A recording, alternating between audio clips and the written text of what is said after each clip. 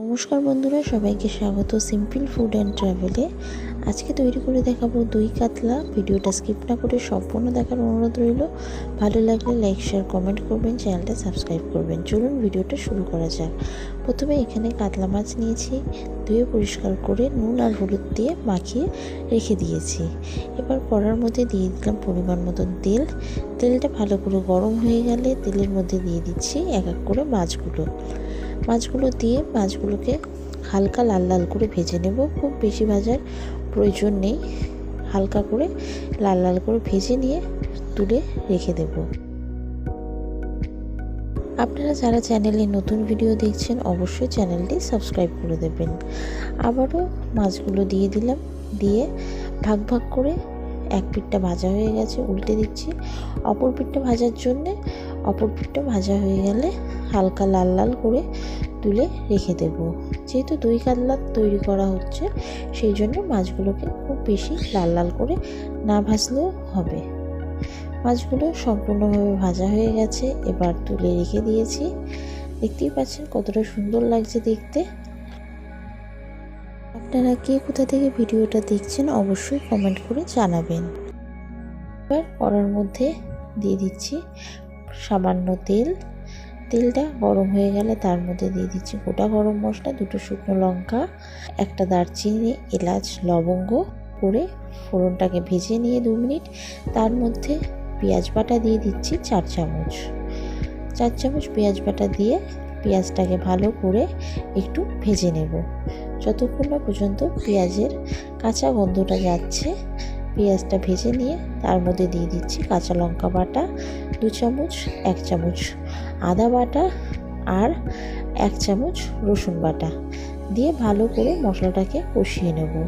যতক্ষণ মশলা থেকে খুব সুন্দর তেল ছাড়ছে ততক্ষণ ভালো করে মশলাটাকে কষিয়ে নিয়েছি।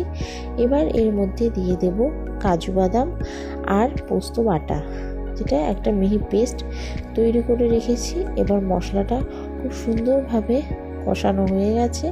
এবার এর মধ্যে দিয়ে দিলাম কাজু আর পোস্ত বাটাটা দিয়ে ভালো করে মিডিয়াম টু লো ফ্লেমে রেখে ভালো করে মশলাটাকে নাড়াচাড়া করে নিচ্ছি যতক্ষণ না মশলা থেকে খুব সুন্দর পরিমাণে তেল ছাড়ছে। দেখতেই পাচ্ছেন তেলগুলো ছেড়েছে। আবারও ভালো করে নাড়াচাড়া করে নিচ্ছি। নাড়াচাড়া করে নিয়ে এবার এর মধ্যে দিয়ে দেব পরিমাণ মতন টক দই। এখানে 3 চামচ টক দই দিয়েছি। টক দইটাকে ভালো করে ফেটিয়ে টক দইটা দিয়ে দিলাম। অবশ্যই গ্যাসের ফ্লেমটা একেবারে লোতে রেখে এইভাবে রান্নাটা করতে হবে, টক দইটা নিচে না লেগে যায় আর যাতে খেতেও খুব সুন্দর হয়। দেখতেই পাচ্ছেন খুব সুন্দরভাবে তেলটা ছেড়েছে। আবারও ভালো করে নাড়াচাড়া করে নিচ্ছি। চ্যানেলটি সাবস্ক্রাইব করেছেন তাদেরকে অসংখ্য ধন্যবাদ।